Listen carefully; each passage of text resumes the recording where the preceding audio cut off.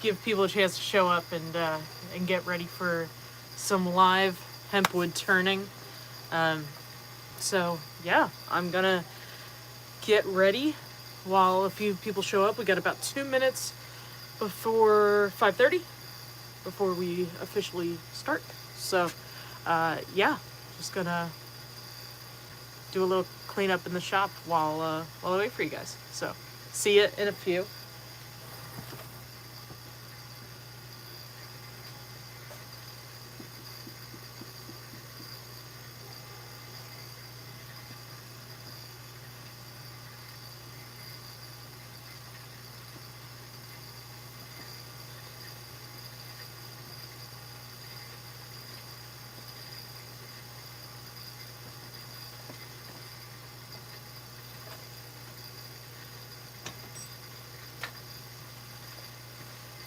Today we're also going to be showing how to drill hempwood and glue it up for the most success that I can offer you.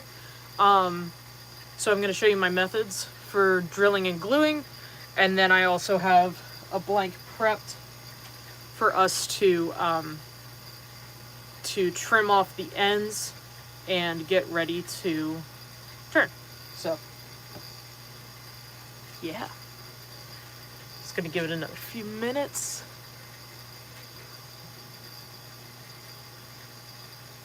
This is always the fun part, waiting for folks to actually jump onto the live.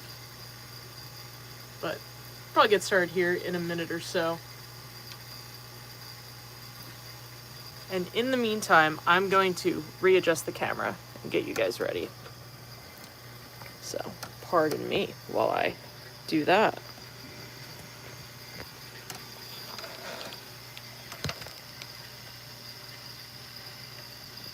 We'll try to not drop the phone like I did last week.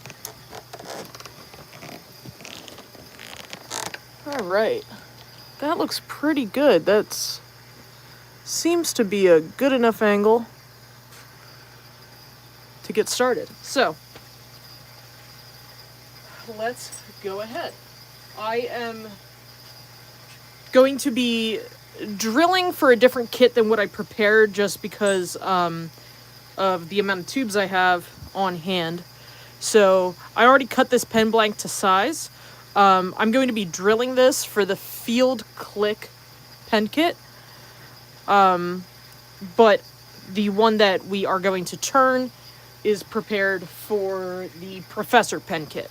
It's a similar size tube. They have different tube diameters, but similar in length. So I think that'll really help. So as you can see, I went ahead and I trimmed this just a bit over our tube size. We can go ahead and get this in here as soon as I find my chuck key.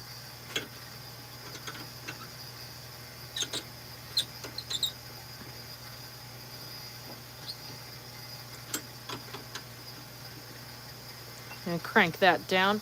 I'm going to set the lathe to about 1,000 or 1,100 RPM to drill this. And I'm actually going to start with a center drill. This is just something I've been getting in the habit of lately because it's a good practice. It's certainly not required, but it'll help you get a perfect start on your drilling.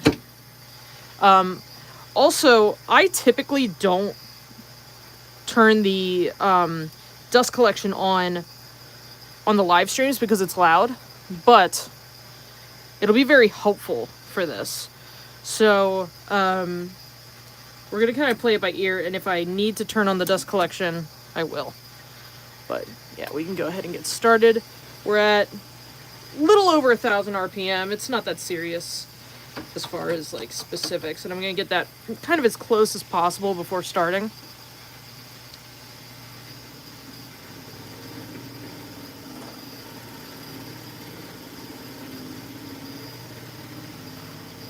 All right. Now what's really important with the center drills is that, and I'll take this out so that you guys can see a little bit better. What's really important is you don't want to drill past where this shoulder is. You want to stop somewhere in this angle, because if you go past that, you're basically just boring a hole instead of getting a cone shape started for your next drill bit. So I have a 3/8 drill bit here. This is for, again, the Field Click pen kit, but please don't be confused later, because we used a 23/64 bit for the ones that I prepped earlier to kind of do this cooking show style thing. So we're going to glue for the Field Click, and then we're going to turn one for the Professor. So, and we'll see how this goes without the dust collection first, but if it becomes too messy, I am going to turn it on.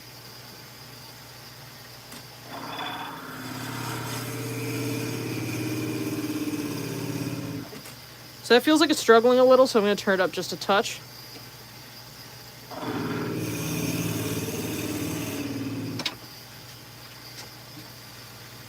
See if I can find my...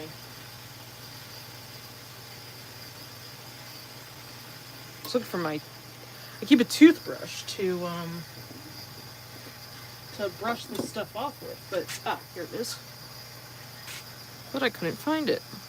So this bit really feels quite dull to me.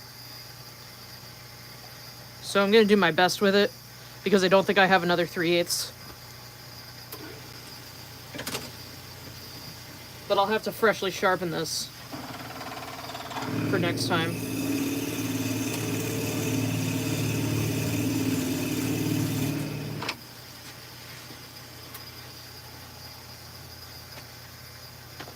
Yeah, we're doing good. We are cracking just a little bit, and that's probably because of this dull drill bit. So let me see if I can find another one, because that's not going to fly.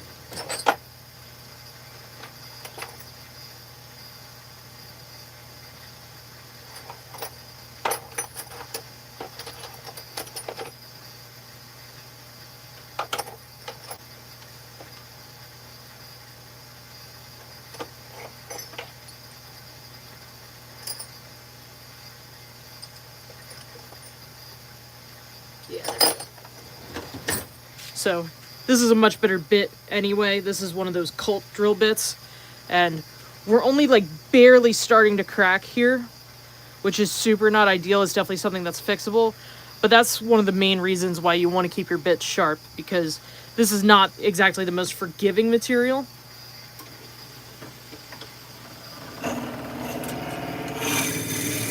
Yeah, that's so much better already, my goodness.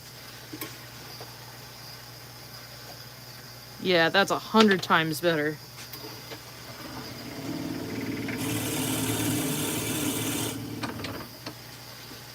The right tool for the job is going to win every single time, no matter what the material, no matter what the kit, no matter what the project. The right tool for the job is your friend.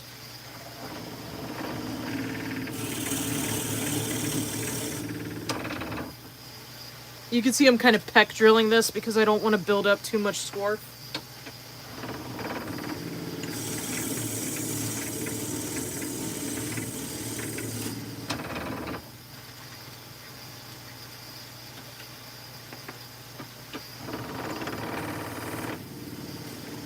Alright, now we're all the way through. So I definitely wish I had used the correct bit from the beginning. But, you know, that's how woodworking goes, guys. Now, because that one did get a little bit of a fracture in it, and you can see basically what happened here, and this is really a good lesson in what not to do.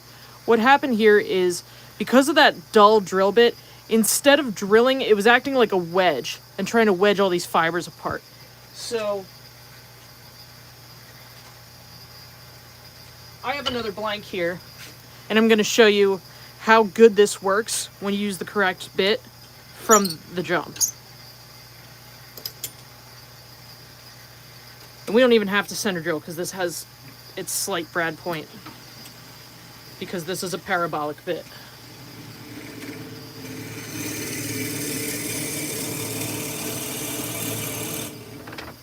You can also tell I can go so much deeper with this in one pass, and we have no hint of fracture.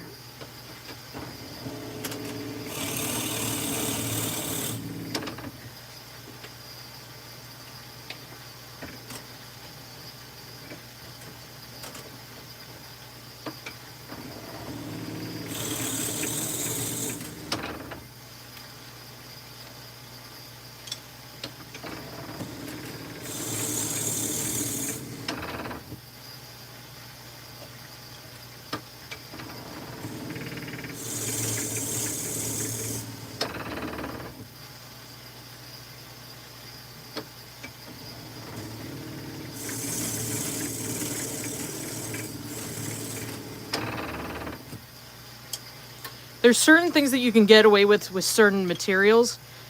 Hempwood is one of those things where it's going to let you know as soon as you have a problem.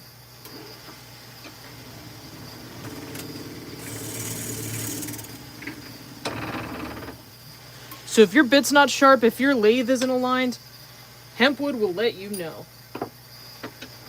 So I'm going to back this all the way off.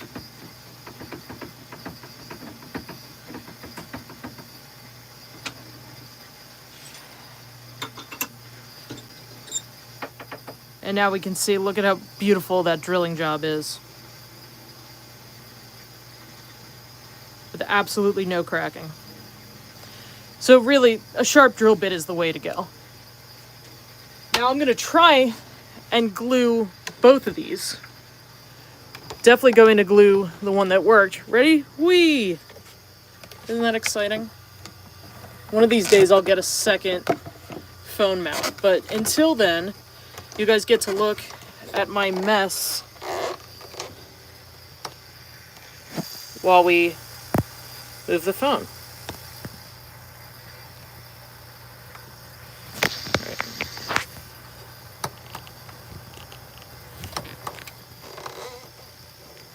Cool, cool, cool. All right, so these are the ones that I glued up earlier. I'm going to set those aside. And now these are the ones that we just drilled. One is a hair longer than the other, but that's okay. We will, we'll deal with that later. So you can see this is the one that cracked. We'll do our best to try and fix that. But honestly, I could probably pry this apart with my bare hands. Maybe not.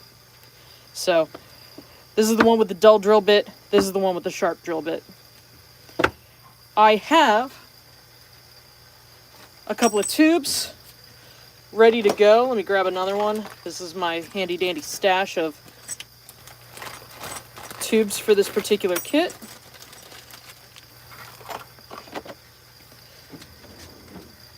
And one of the things that I like to do personally on any tube that is thinner than my popsicle stick is I'll cut a popsicle stick in half so that I can get all up into there with the epoxy. I only use 5-minute epoxy for glue ups. I don't ever use CA. CA works in a pinch, but it's very brittle and it's not nearly as strong as epoxy. So we're gonna get a brand new tube of JB Weld out. Throw away this little guy because he's kind of nonsensical. And we're gonna grab myself a glove.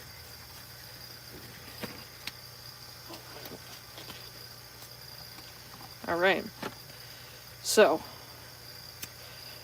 this is some JB Weld that that got pulled from inventory because it had leaked a little bit. So we'll see how much of it we can get out of the tube and see if it's, yeah. This is why it got pulled from inventory, because it's like really kind of gummed up in there. But there we go. I give you guys the best and I save the rest for me when it comes to materials. So we're gonna just get this all mixed up here. Try and not make too much of a mess.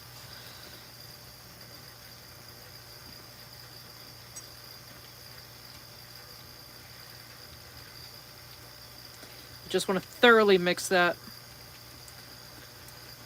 Part A and part B. I know this is like the most fun thing to watch on a live stream, but it's important. And then I'm going to set that guy aside and use the one I cut in half earlier. And I'm going to spread this all inside this blank. And basically, my goal here is full coverage on the inside here. You can kind of look down the barrel and see what's still dry. And then I'll go this side.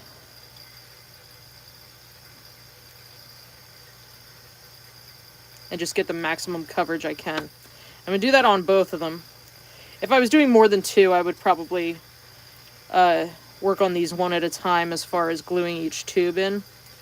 But since it's only two of them, I'm going to get that smear going. I believe that this is one of the most important methods for success when it comes to hempwood. So, and I'm going to roll this in the epoxy, get it all over that tube. And I'm going to slide that in. There's plenty dribbling out the bottom. I'm just going to set that like that. You guys can't see that, but I'm setting it on an angle so that it kind of runs out the bottom so there's not too much excess in there. And then I'm going to get this guy in there. All right. And same idea, I'm going to put that on an angle. So that's how you glue up hempwood. I really truly believe that smearing the inside helps a significant amount. We can still see this crack a little bit from the one that we drilled with the dull bit. So I'm going to give it a little epoxy on the side, on each side, to try and just fill that gap. And then once I get my glove off, I actually have some clamps,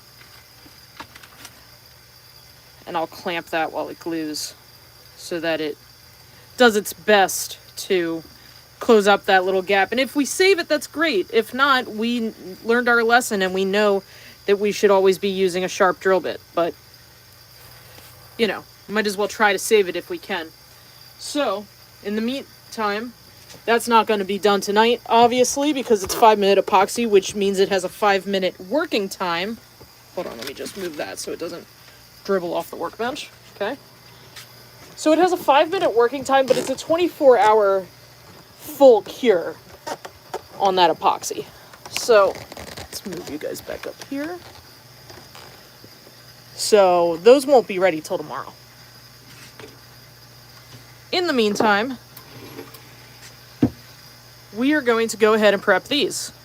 I'm going to sand both of them just in case, but I think that, I mean, we're only going to really turn one. One of the things you'll notice, I don't clean the epoxy on the inside of the tube while I'm working. I let it get gummy first, and then I'll take a knife and I'll pry it off. There you go. And then I'll get this knife up in here, and I'll scrape out the inside of this blank.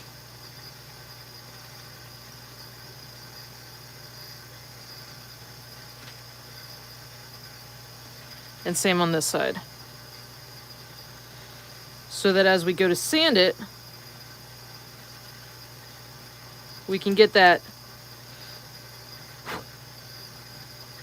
we can get our punch in there to get a nice tight fit. So just getting all that excess epoxy out.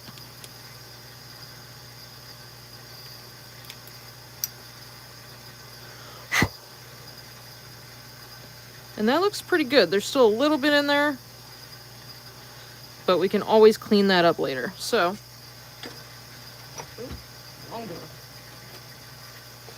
I use a sanding jig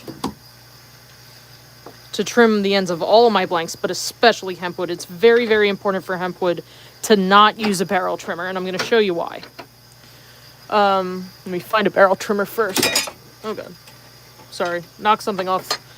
Okay, so when you use a barrel trimmer, on most hardwoods, it's not a big deal. Because all these little blades, they cut really nice and smooth on most hardwoods. But hempwood's not like most hardwoods. As you can see, hempwood's made up of thousands and thousands of strands of hemp that are then pressed together in an 80-ton hydraulic press with an adhesive. So if you go ahead, and this isn't the right size for that tube, but bear with me. If you're using this on the edge, it wants to take all of those strands and just like completely tear them apart from each other. It's just physics. So that's why you want to sand your ends, especially when it comes to hempwood. I recommend it for everything, but especially for hempwood, because there's just no way that the barrel trimmer will give you as clean of an edge, because it like physically wants to tear out the hemp fibers. So this is a sanding jig. This is by Rick Harrell. You can find Rick on the IAP website. He's fantastic, really good dude, excellent machinist. And this is his lathe sanding jig. Hold on, I'm gonna plug the phone back in so that we don't have a, come on, there we go. Rick also made my tool rest, in case anybody was wondering where I got that. And this, I am actually going to use the dust collection because it's sanding dust and that's gross. And nobody wants to breathe that in. So, because this is a 23/64 tube, we're probably going to need, nope, not that one, next one down. This is just a punch set from Penn State. You can also get them from Harbor Freight, all kinds of places. So that's our punch that fits in there. Punch goes in to the jig. You gotta tighten the crap out of it. Especially because my jig was maxed all the way out for some reason. Right. Come on. 1 second. 1 second. Let's see what's going on here. I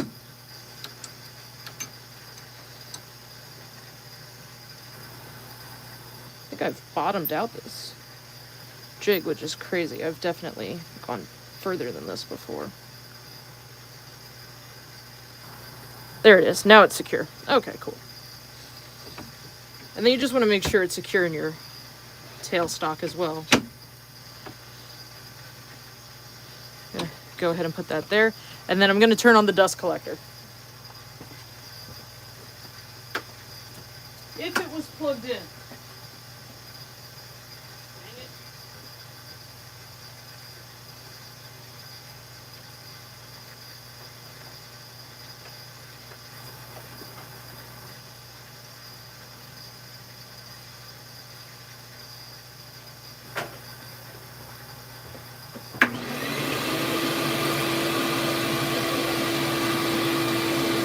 it. All right.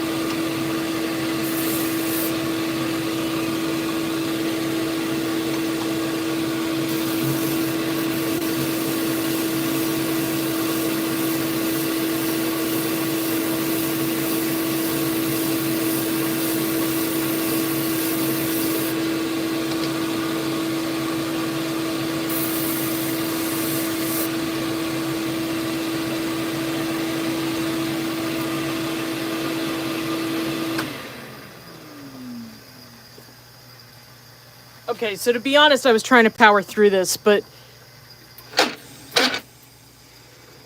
don't do that. Do as I say, not as I do. That was crazy. This paper is shot. This is 80 grit paper. This is absolutely shot. There's like nothing left on it. I mean, I'm like, that's doing nothing. So I was trying to power through this, but to be honest, I just got to change the paper real quick. So sorry about that, guys. It's like barely doing anything, and more than anything, it's heating up the blank, which is not something that we want. So,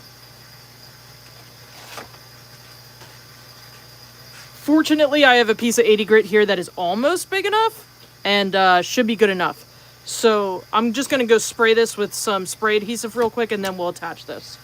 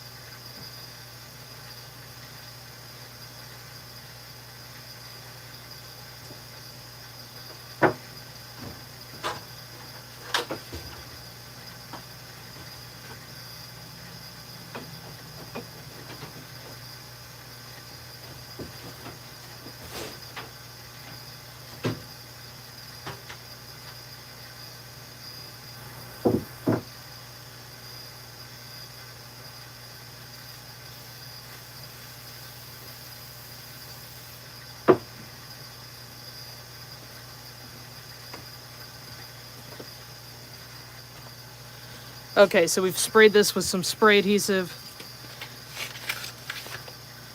This is fairly dirty sandpaper, so we're just gonna do our best here and smack that as center as we can get it. And then I'm gonna trim the edges with a knife.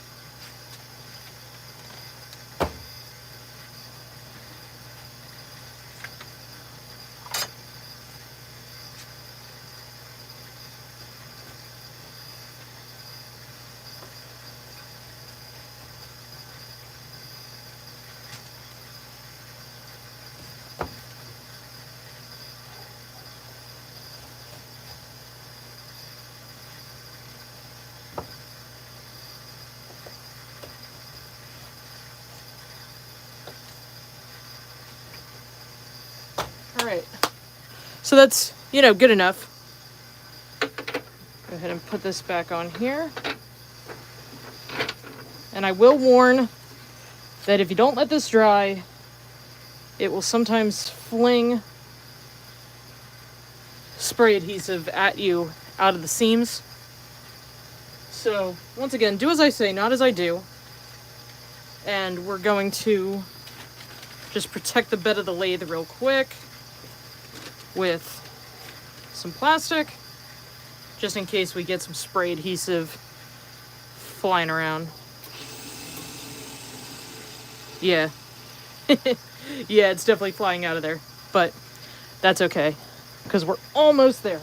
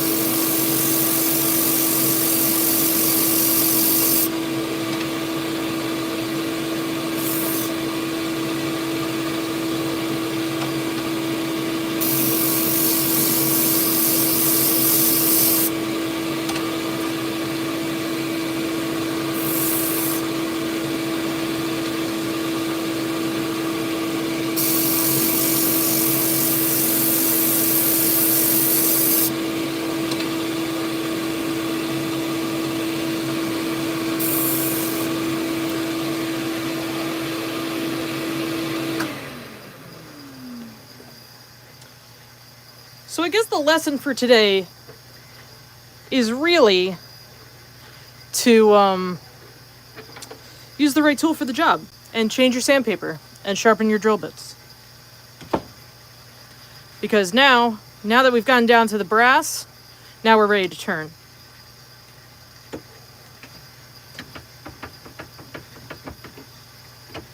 All right.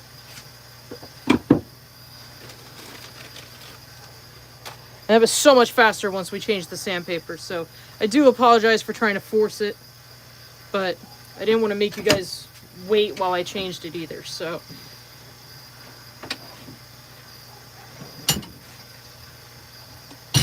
So I turn between centers. A lot of people use a mandrel. I don't like mandrels. I think mandrels are unnecessary. So let's get you guys lined up. Yeah, I think that's pretty good. So I keep all of my bushings in these little containers.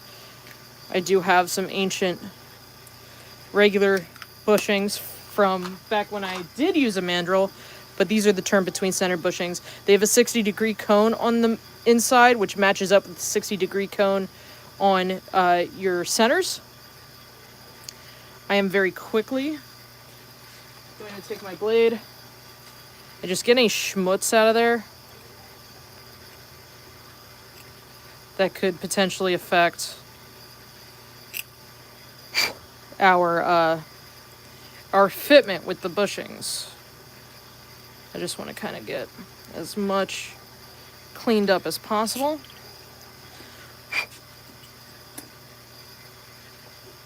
And then this little tool is the best thing ever.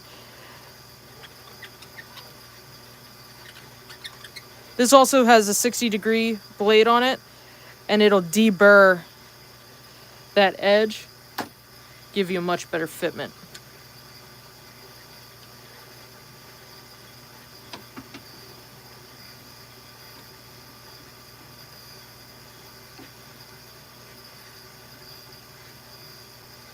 We're going to crank the lathe up to 3,000. And I'm going to start with a round carbide to take off the corners.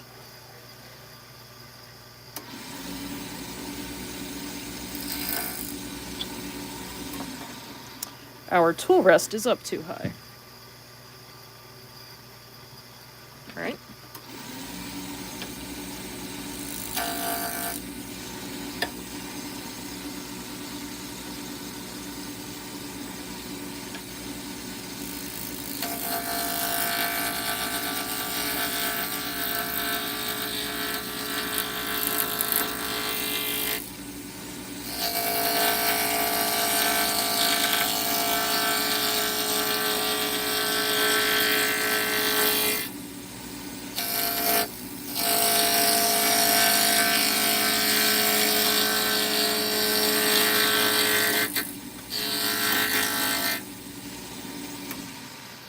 You can also sand these.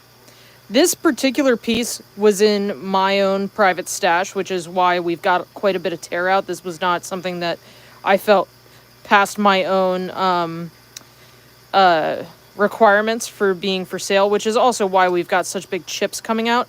So you can definitely sand these corners to help eliminate that if you're having this issue. But for me, I know that that I have done enough of these where I don't think we're going to have a problem.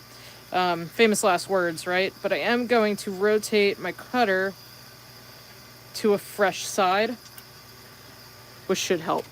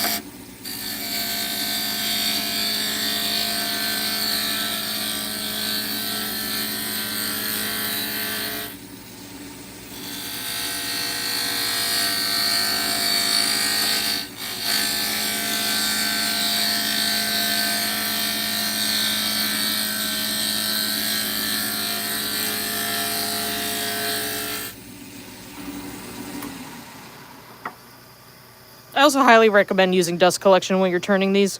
I'm shoving my face into a mask off camera here while the lathe is on, but you can still see all these particles floating around in the air, which is not great. But yeah, you can see as we're getting down into the meat of this, as opposed to these like corners that have been getting knocked around in my drawer, in my workbench for so long, we're actually able to turn this instead of just chipping at it.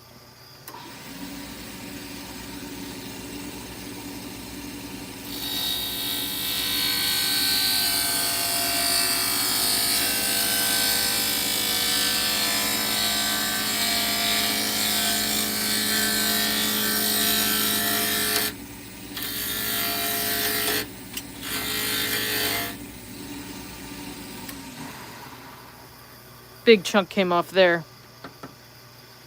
But again, I kind of expected that out of this blank.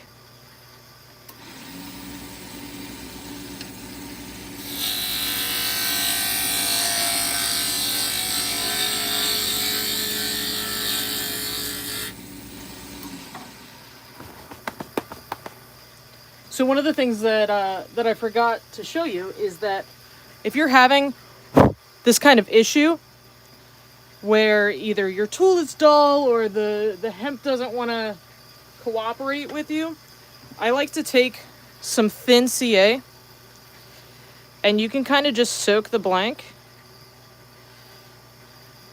and get it all in there. Especially any problem areas you might be experiencing. And as that soaks in, it'll help strengthen some of those fibers. This is a trick that I use a lot when I'm turning Fordite. Because Fordite is also made up of, thousands of layers and not like one solid material. So this is definitely something that you can use to help strengthen it as you go, if you're having an issue.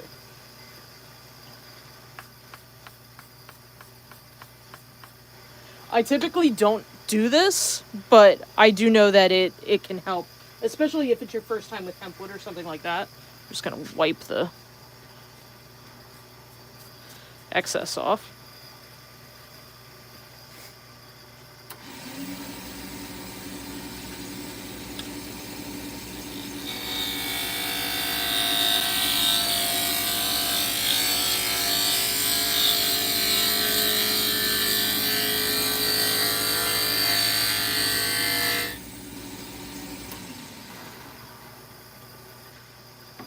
I'm just going to spray that one more time because it didn't get into some of the cracks with the activator.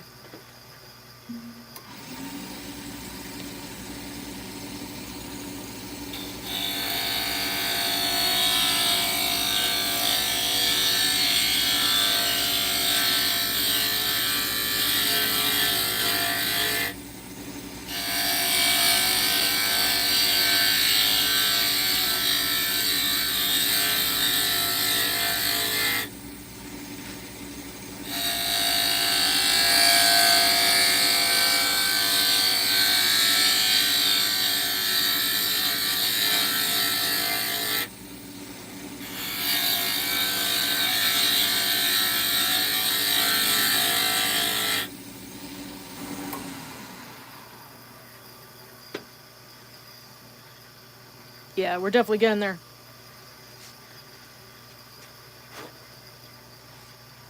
I am not thrilled with the sharpness on this tool right now, so I am going to rotate it one more time.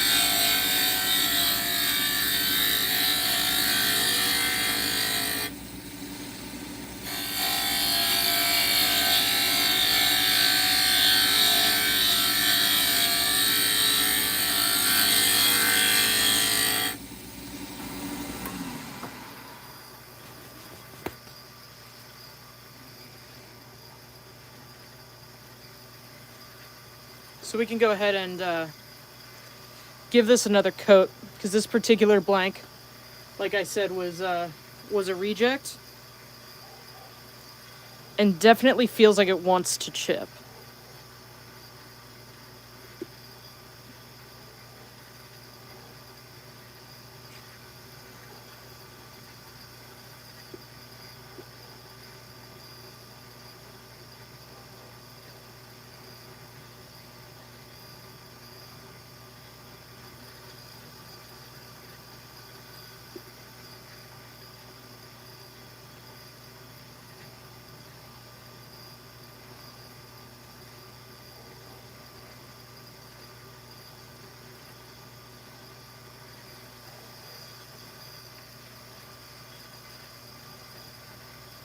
And I gotta be honest, the amount of mess that we're making here, I kind of really want to turn the dust collection back on, so I apologize for everybody watching at home. But we're just making way too big of a mess here to not have the dust collection.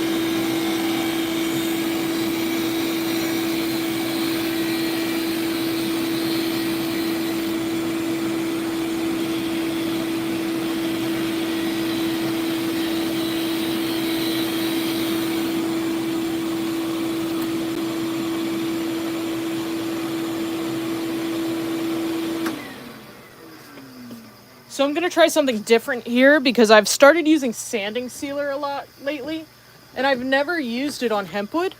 So this is just Mylan's sanding sealer. Ooh. And that bottle's very tight.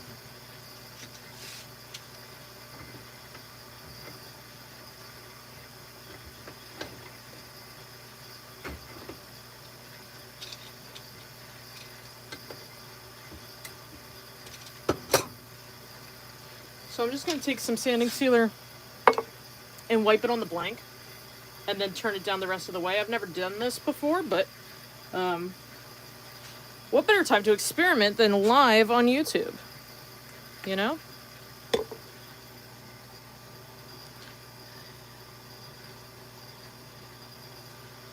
This may not be the best applicator for this.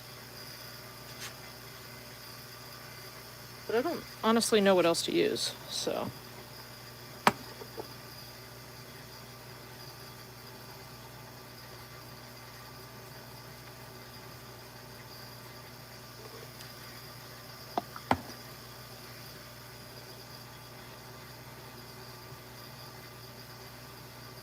Paper towel's leaving some fuzzies on it, but that'll turn off.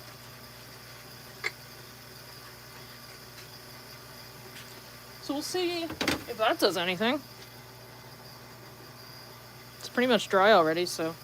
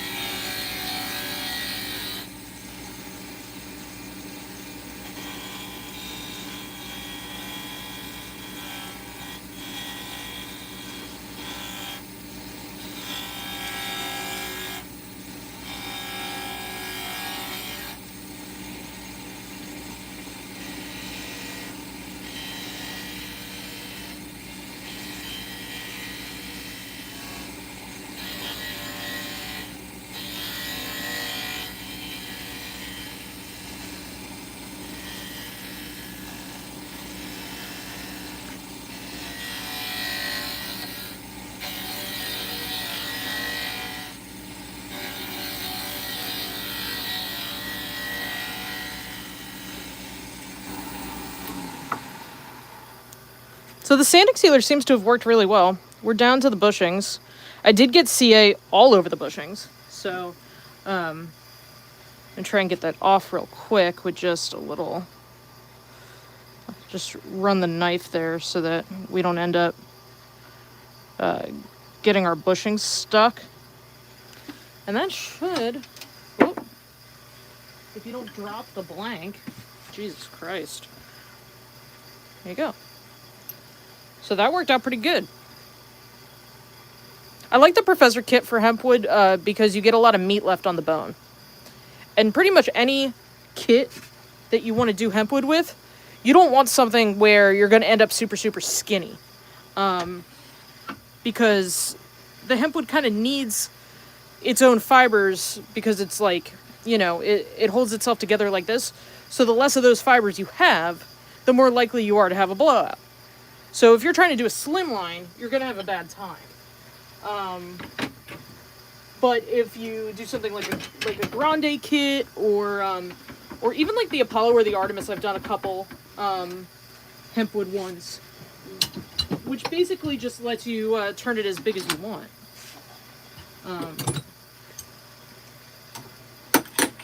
So right now I'm switching to my my CA bushings, which I also use for sanding because I don't want to ruin my nice bushings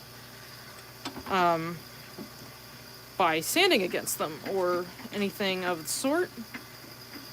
So I'm going to go ahead and get that snugged up. I am going to turn this back on to do the sanding part, but then we'll turn it off pretty quickly here when we go to when we go to do our finish.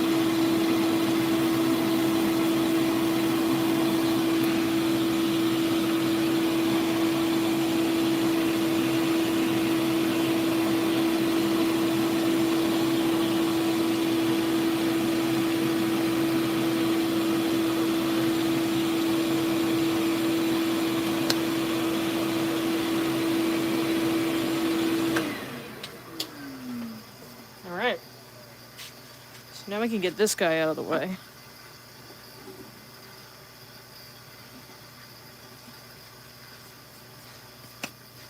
What a mess. Alright. So I'm just going to get a little denatured alcohol and clean off this blank real quick before we start our finishing process.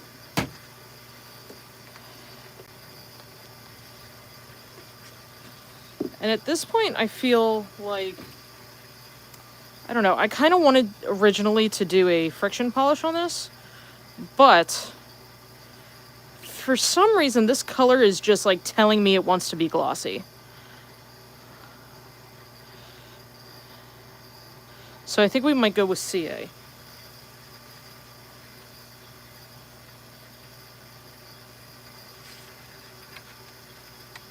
Because I think this will look really good with like a super high gloss.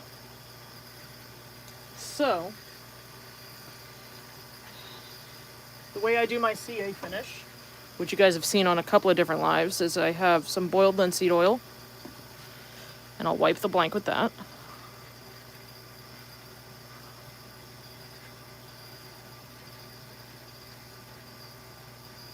I've been getting a lot of questions about that part lately. I don't know why boiled linseed oil. I was just told that when I was a beginner. Because it helps make sure you don't get any like little white pockets in your CA. And then I burnish it off with just the clean part of the rag. And boiled linseed oil works with CA really well in a very complementary way. And almost acts like an activator. It's not exactly like an activator, but it's dang close. So, I don't know. If it ain't broke, don't fix it. You know what I mean? So, I'm just going to try and get this a little more centered for you guys.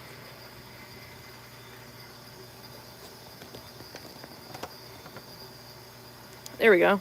That looks pretty good.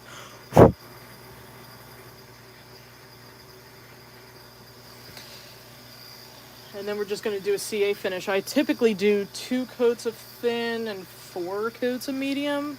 Sometimes up to 6 coats of medium. So we'll see. We'll just see how we're feeling. I apply the CA at about 300 RPM.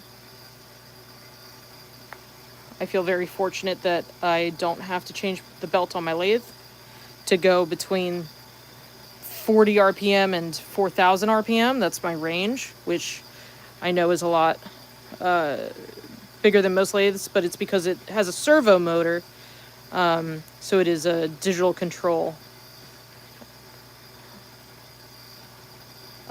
as opposed to a, I forget the kind of motor that most lathes have. But this allows for continuous speed adjustment, which is really nice. Really dial it in like all the way to the single RPM.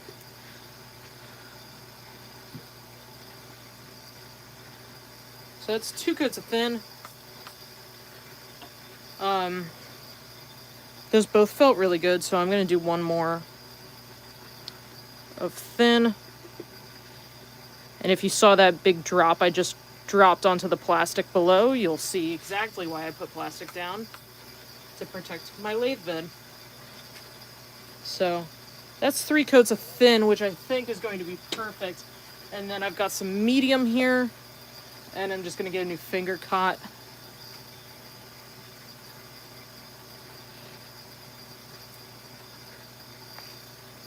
And we'll do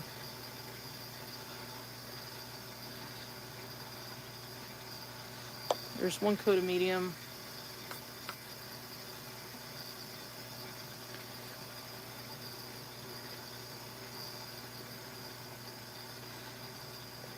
There's 2.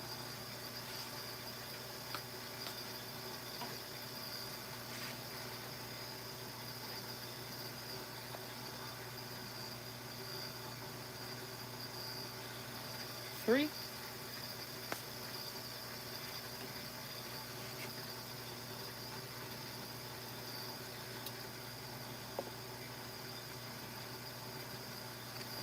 4.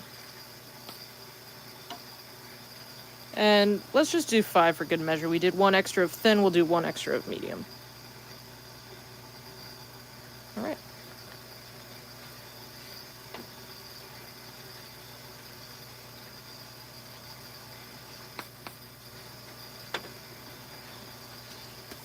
And then while that's running, I'm going to try and find my little X-Acto knife. And I'm actually going to run the blade right along the edge while it's running to separate it from these bushings without any cracking.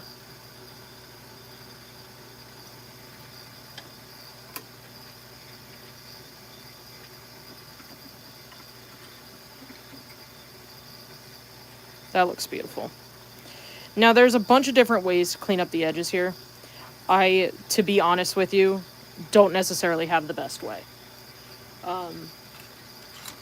I know that I said don't ever use a barrel trimmer on HempWood, and I'm going to break my own rule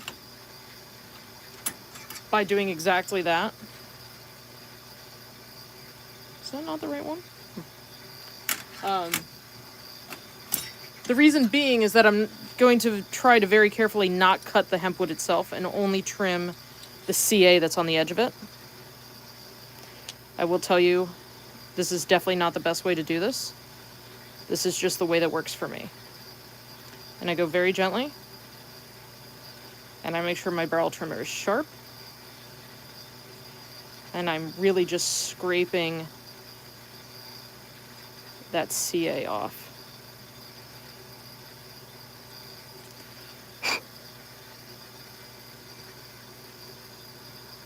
See that? And then I'll do the other side. I'm going extremely gently. I'm not applying any pressure that way. Or like barely any, I guess.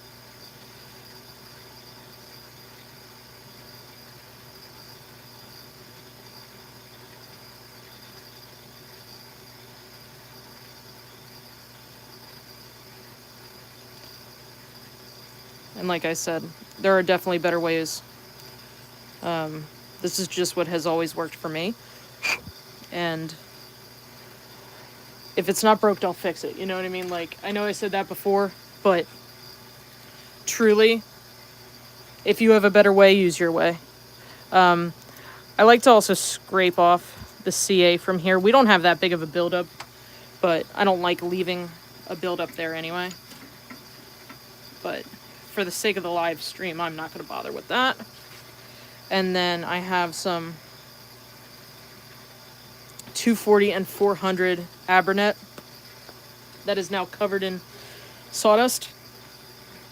So, to be honest, I'm going to ditch all of this and get a new one.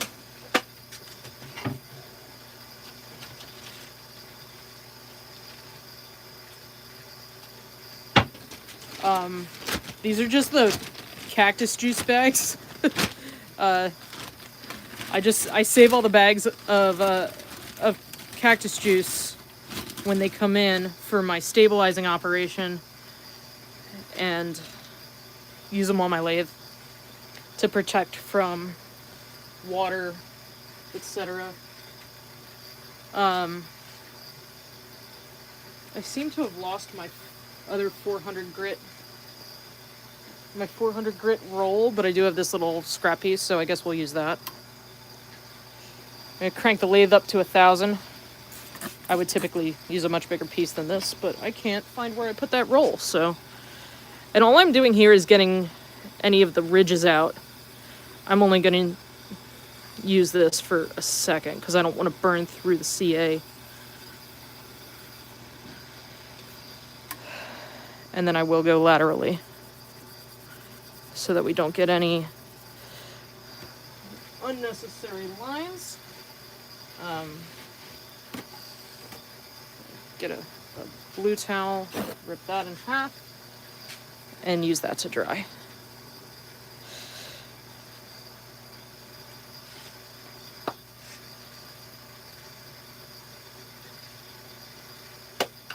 And then I've got some Zona paper here, which is what we're going to use to polish this bad boy up. One of my little tricks for Zona paper is I put a black X, just with some Sharpie, on the back of the white. Because if you've ever used Zona paper, you know that the white one is very hard to figure out what side is the front and what side is the back once it's wet. So.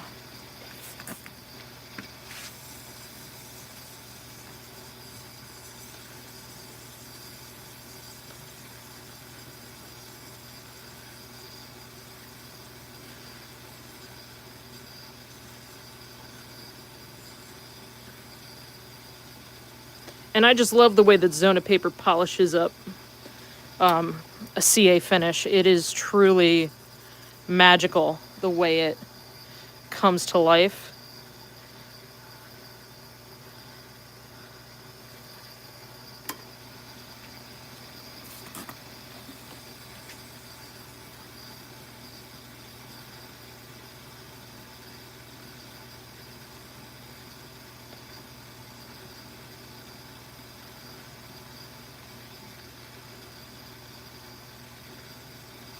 I don't want to stay in any one spot too long and burn through any of the CA. So I always keep my hand moving. And then between each grit, I wipe off any of the slurry, including from the ends.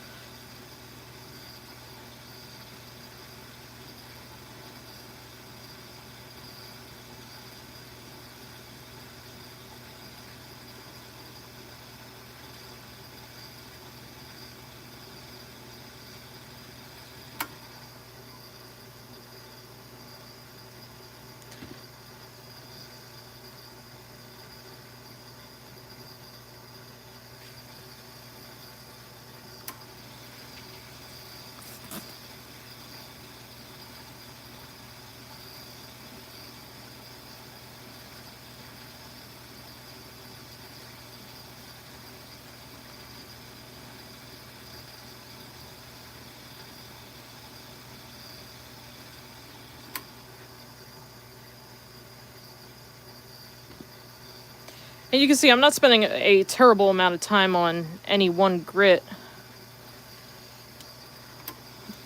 The Zona papers work remarkably fast, and on these last two you can really tell the difference in the shine that it creates.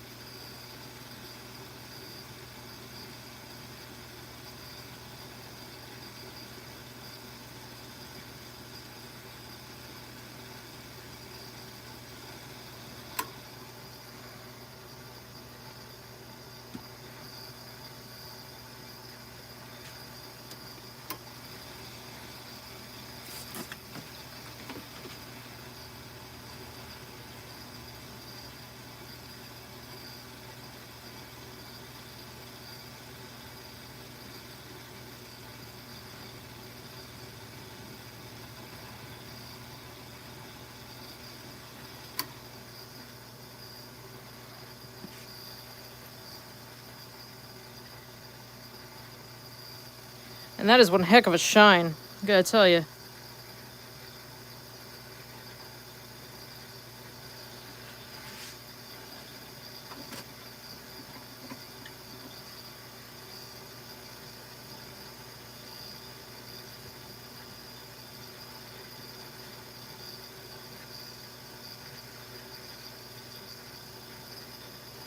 Sorry, I was inspecting it up close. There's one little tiny lump right here. I don't know if you can see that in the reflection. That I should have gotten out with the 400 grit. But to be honest, this pen's going to be for me. Because I don't have my own HempWood pen, surprisingly. So I'm just going to press it together. And I'll put the clip over that little spot since it's for me. If it was for a customer, I would never do that. But when it's yours, you can compromise a little. So, I got some parts here. Spring. Don't want to lose that. Nose cone. So I'm going to find where that little spot was. Yeah, right there. So I'm definitely going to put the clip there so the nose will go down on this side. And I'm just going to unscrew that part. And then I'll grab this. Nope. That's what I get for looking at the live feed and not at what I'm doing. So it'll press together like that. Now, I don't have something to do this at the lathe, but that would definitely be easier. I suppose I could try. I mean, maybe. Let's try it. This is crazy. I was not planning on doing this. Get a little piece of scrap or something to put on this side.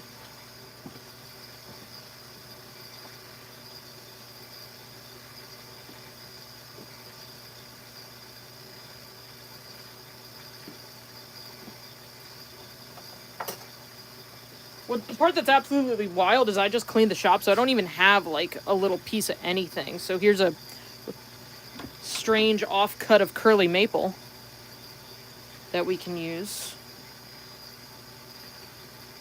So I'm just going to try and line this up like so, and then you can use your lathe to push the pen together.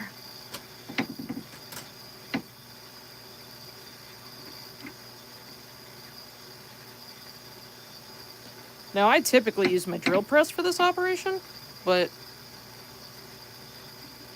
that worked out just fine. Besides a little sawdust on the edge.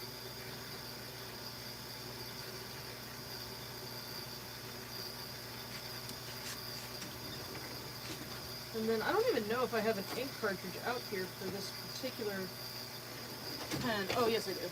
Okay. So, this is my preferred ink cartridge, the Easy Flow 9000.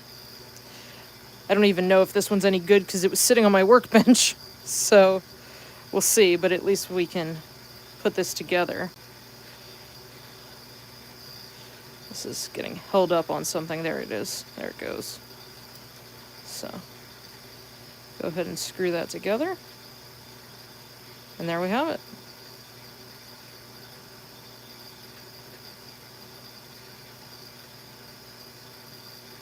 I hope this was helpful for anybody who hasn't tried HempWood yet. If you have tried HempWood, I would love if you left a comment, told me what you thought of it. It's definitely not a beginner material. I would not ever call it easy, but I do think that the results are worth it. It takes a gentle touch and a sharp tool, but you can really make some incredible pens with it. And other things. I've made bottle openers, pizza cutters, things like that work out great. And I've had many customers send me custom knives made with HempWood. So if this is a material that you're interested in or that you like or enjoy the look of, we are the official stabilizer for HempWood, and I'm the factory representative for the craft market. So if you have any questions about it, I'm more than happy to help. We are the people who perfected stabilizing it. So if you want it stabilized, I'm more than happy to help you with that.